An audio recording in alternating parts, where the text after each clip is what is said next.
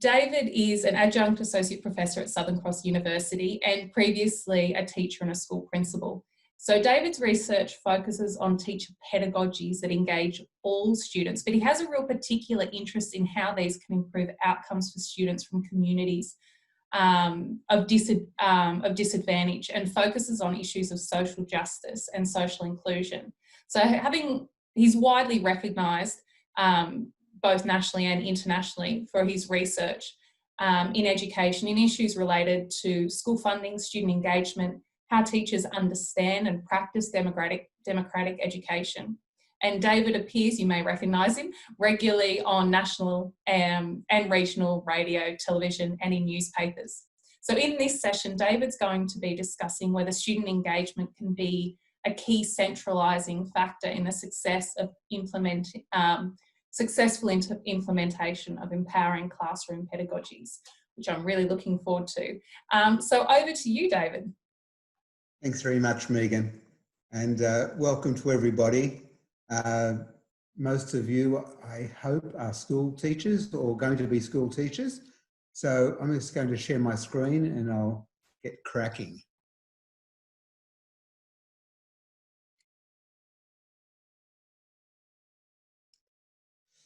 First of all, I'd like to acknowledge that I'm actually sitting on Boonwurrung land of the Kulin Nations down here in Naarm or Melbourne under stage 4 lockdown.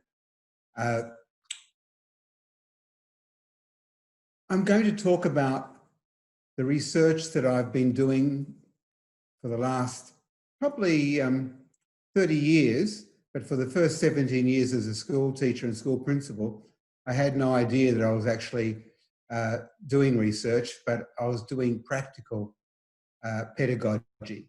And I was challenged by an academic after I finished school teaching and was wandering around aimlessly, looking for something else to do. And he asked me what was I doing in schools, and I told him, and I said to him I was really successful as a school teacher. And he said, why? I said, what do you mean why? He said, well, what's the theory behind it? And I said, I don't know, what's theory? And he said, you better do a PhD. So I did a PhD and found out. So I'm going to talk about how teachers themselves today can actually disrupt your classroom pedagogy to benefit all students, but in particular those students who we sometimes call from disadvantaged communities or at risk, but I would prefer to use the term students from communities of promise. So why are some students better than others at doing school? What I'd like you to do is all of you to take out a pen and paper and write down up to 10 factors that you think make students better than others at doing school. Write down up to 10 very quickly and then rank them from 1 to 10 being the most significant. I'll just give you a couple of minutes to do that.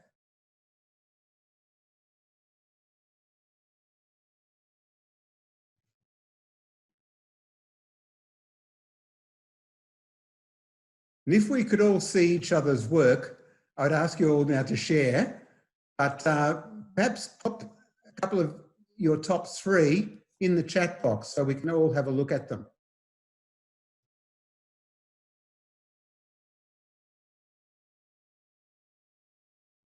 So while you're doing that, I'll just continue because we are short of time. We've got some great presenters for you to listen to today. So if we took a randomly selected group of children on their first day of school, they're 5 or 6 years old, can you predict which ones will be getting the highest scores 12 or 13 years down the track? Which ones will do poorly? Which ones will not even make it that far? So these are the factors that impact on students' achievement at the end of year 12.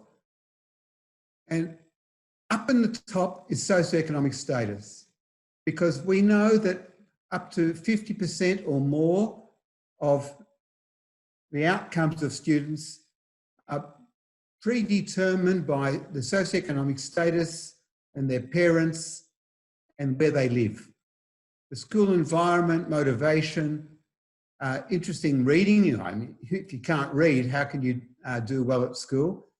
Gender sometimes has an impact on certain subjects, for example, cultural background, teachers, and then down at the bottom is intelligence. It sounds counterintuitive. So let's go on. I'm going to talk about academic or authentic engagement. And high levels of academic engagement are evidenced by serious investment in learning. And these include more than just on-task behaviours or being attentive or doing the required work. That is not what I define as high levels of engagement. A high-level engagement also includes showing enthusiasm, taking initiative, asking questions, contributing to group activities, and helping your peers. Let's take that 5 or 6 year old child when they start their academic life in prep or preschool, and they start up here, all ready to go. They want to absorb everything.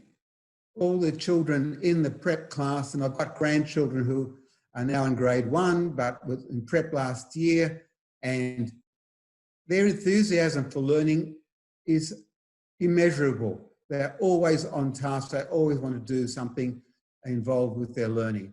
But as they progress through their school years, by the time they get to grade 6, if that's in Victoria where they finish primary school, or in New South Wales at the end of year 7, they're right at the bottom of their engagement.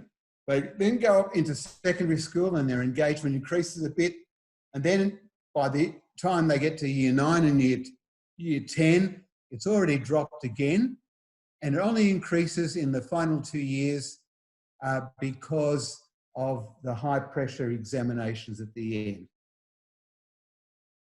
I want to talk about some great work by now unfortunately demised and deceased Philip Schlechty.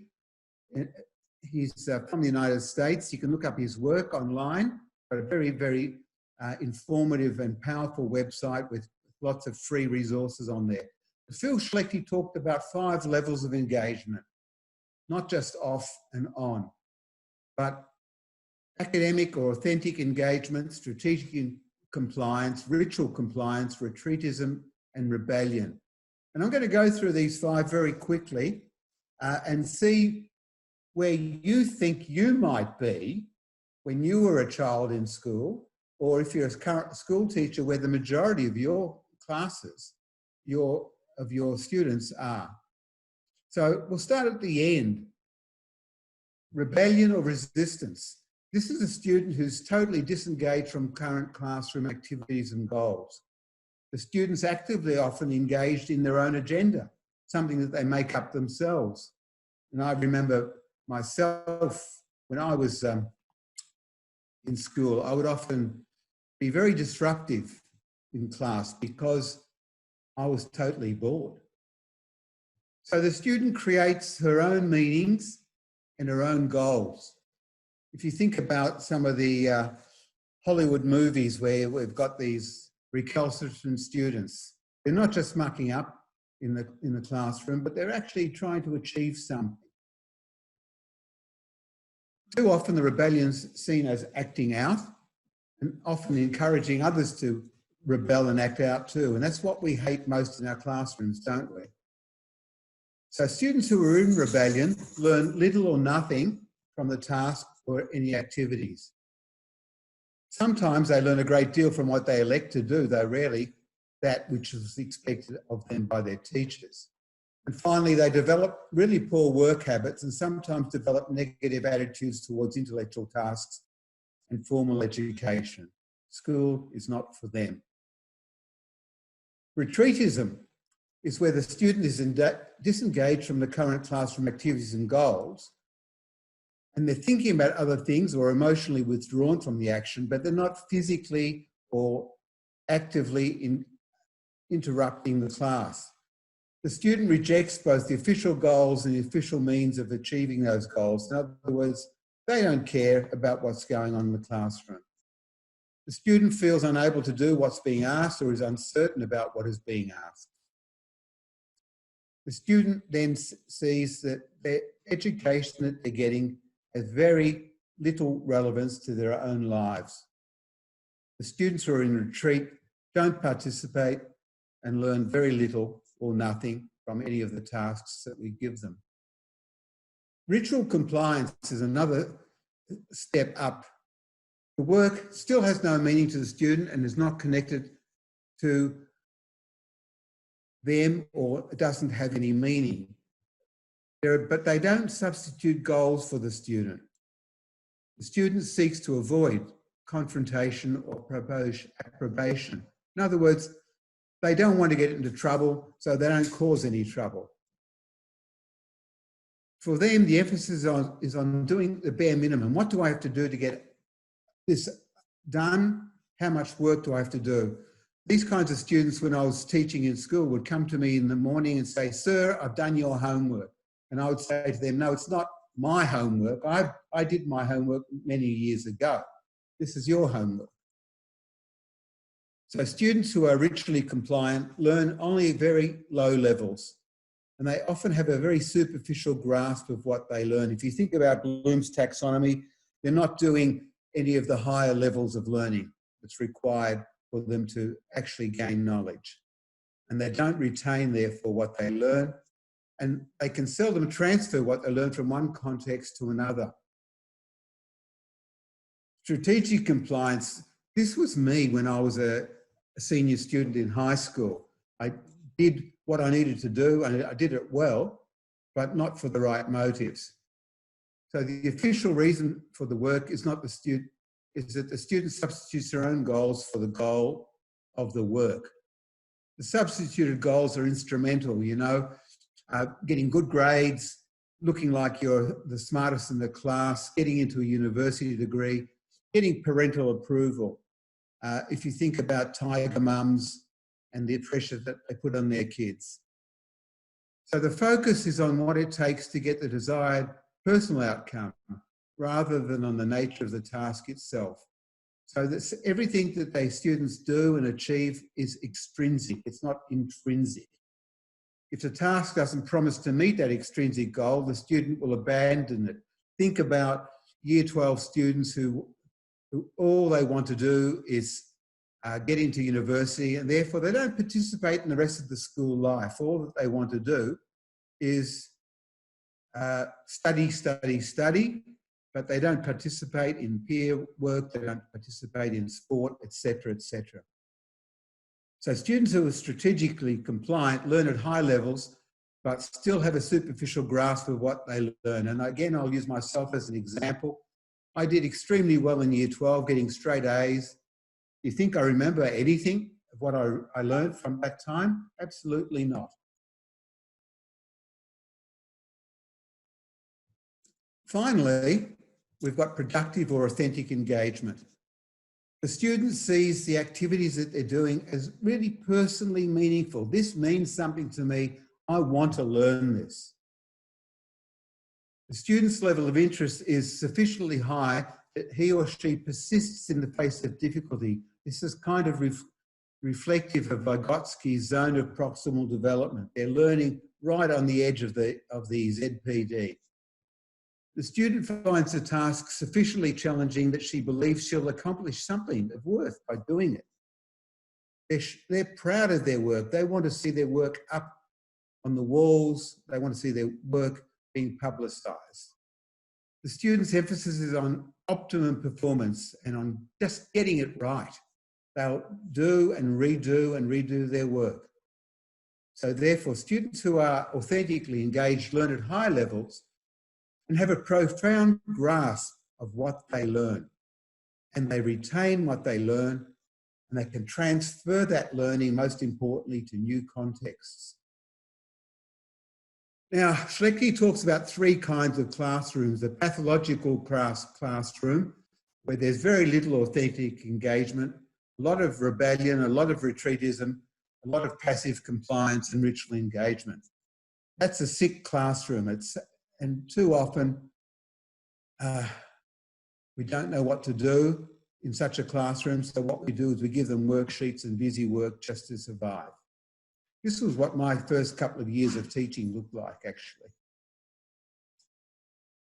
Engaging teaching is where teachers create classroom activities conducive to high quality academic outcomes for all groups of students, but in particular for those with particular needs.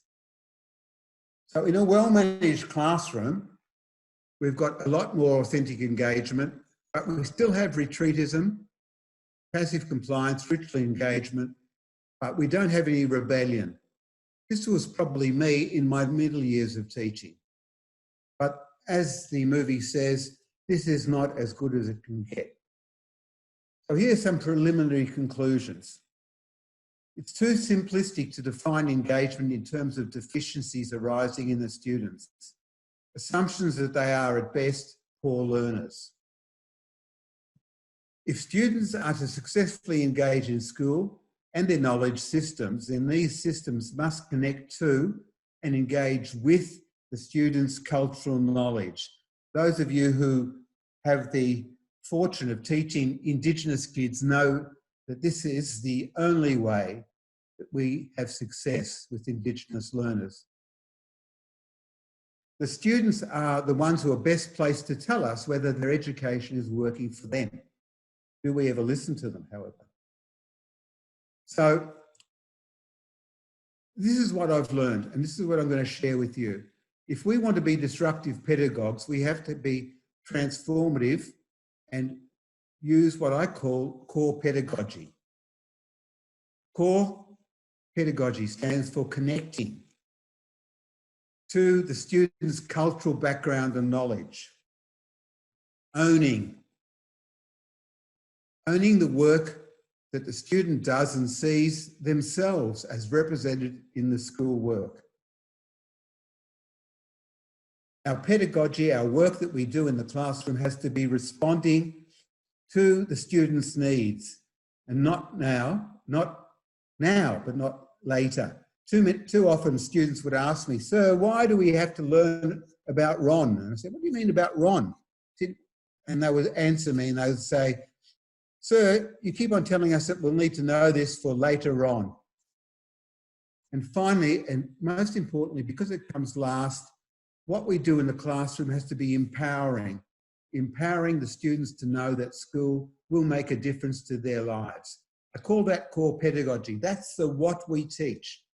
And if you find that what you're teaching doesn't connect to the children's background, they don't find ownership of it, it doesn't respond to their needs, and it doesn't empower them to see that school makes a difference in their lives, then you need to change what you're doing. But that's what we teach. How we teach is very simple. I call it pedagogical reciprocity. It's where teachers and students are learning with and from each other. If any of you have read the work by Paulo Freire, you'll know where this idea comes from. And so Schlechte says that in a highly engaged classroom, the majority of the students will be authentically engaged, some will be ritually engaged, there'll be very little passive compliance and very small amount of retreatism, and no rebellion. Phew, we'll say. That's what I aspire to. And is it for all students or just some? Do we believe that all students are capable of quality outcomes in terms of sustained, disciplined inquiry, focused on powerful, important ideas and concepts which are connected to students' experiences and in the world in which they live? Or is that only for middle class, high achieving kids? The work by Bob Lingard and others called Productive Pedagogies tells us that the higher the level of intellectual demand expected of students, the greater the improvement in student outcomes. So what works for at-risk kids? There's an agreement that pedagogy should be both mainstream and relevant, reflecting real-world problems, Teachers should not be focusing on remediation or basic skills, nor should students be withdrawn or in separate programs. Pedagogy must be socially supportive, intellectually challenging, and be responsive to student needs both current and in the long term. Therefore, the selection and training of participating teachers is crucial. We only want to have the very, very best in front of our kids. Leadership from above is vital, and pedagogy must actively involve and be connected to the students' world and their communities. Finally, is it just about postcodes? The life chances for children could be predicted to a high degree of accuracy by the answers to just 3 questions. Where do you live? What school do you go to? What do your parents do? And as Ray Winconnell wrote in 1993, statistically speaking, the best advice we can give to a poor child keen to get ahead through education is to choose richer parents. So in summary, student engagement can be a key centralising factor in successful implementation of empowering classroom pedagogies. Transformative student engagement is an empowering one that develops a sense of entitlement, belonging and identification, where teachers create pedagogical practices that engage students, providing them with ways of knowing that enhance their capacity to live deeply and fully. Otherwise, as I've written elsewhere, students are just doing time and not doing education.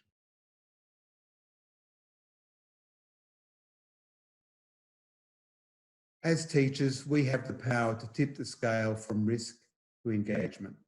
And I've got some references there, but I can supply them later on for you. Thanks very much.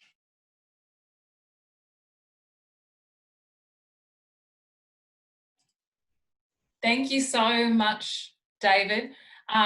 That's hugely interesting for me. As you know, I'm doing my PhD in student engagement as well, so it all really hits home and is highly relevant as well. As it stands, we don't currently have any questions in the Q&A, but I imagine they're going to pop up as we go along. So if I can, I'll get you to keep an eye on them as we go through, and maybe we can answer them live as we move ahead.